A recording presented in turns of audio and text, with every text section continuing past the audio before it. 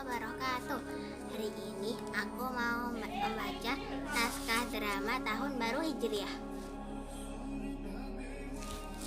Masa Islam yang sekelompok penduduk Yasrib atau Madinah membuat orang-orang kafir Quraisy semakin meningkatkan tekanan terhadap orang-orang mukmin di Mekah.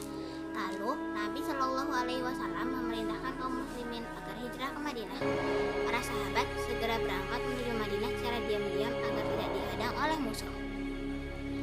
Setelah mengetahui kaum muslimin yang hijrah ke Madinah itu disambut baik dan mendapat kehormatan yang memuaskan dari penduduk Yasrib, bermusyawarahlah kaum Quraisy di Darul Nadwah. Mereka merumuskan cara yang diambil untuk membunuh Rasulullah bersama-sama.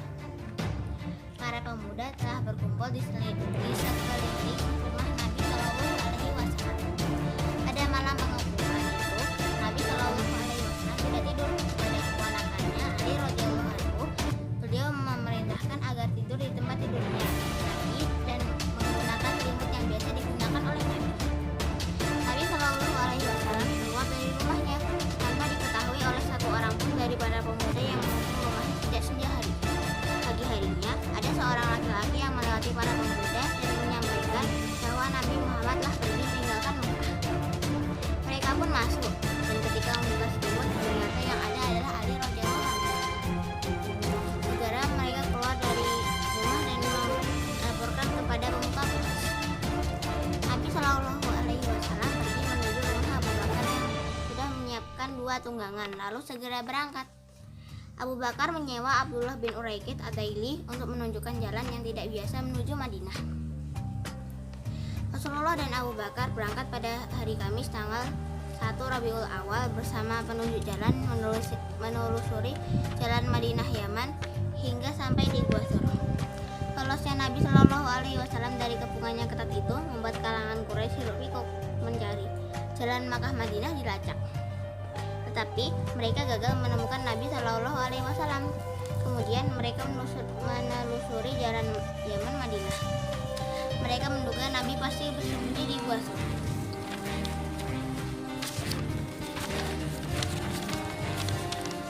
Abu Bakar yang berada bersama Nabi Shallallahu Alaihi Wasallam di gua merasa sangat khawatir akan keselamatan Nabi. Nabi Shallallahu Alaihi Wasallam menguatkan Abu Bakar bahwa masih ada Allah yang selalu akan menyelamatkannya. Pemuka Quraisy membuat pengumuman akan memberi hadiah 100 unta bagi siapa saja yang dapat menyerahkan Muhammad dan kawannya Abu Bakar dalam keadaan hidup atau mati. Maka Suraqah mengejar Rasulullah dengan harapan mendapat hadiah tersebut. Suraqah terus menunggangi kudanya mengejar Nabi Shallallahu Alaihi Wasallam. Ketika sudah dekat, tiba-tiba syukurlah kuda yang ditunggangi Suraqah. Sementara pedang yang telah diayunkan ke arah Nabi tetap terhunus di tangannya. Hal itu terulang 3 kali. Kemudian ia menyarungkan pedangnya yang dalam keadaan diliputi perasaan kagum dan yakin. Ia benar-benar berhadapan dengan seorang Nabi yang menjadi Rasul Allah. Ia mohon kepada Nabi agar berkenan menolongnya.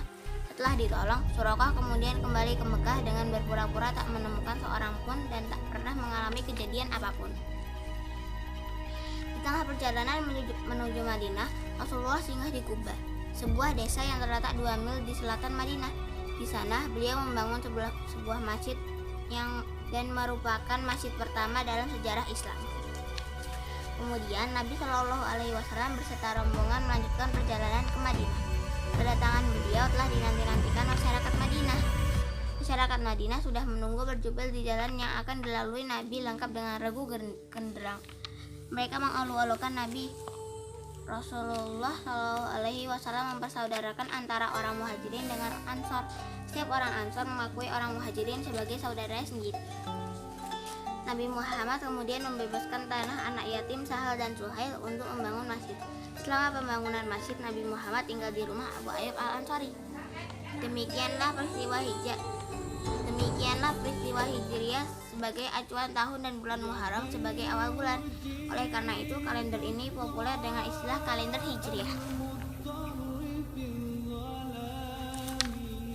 Sekian dari saya. Wassalamualaikum warahmatullahi wabarakatuh. Dadah.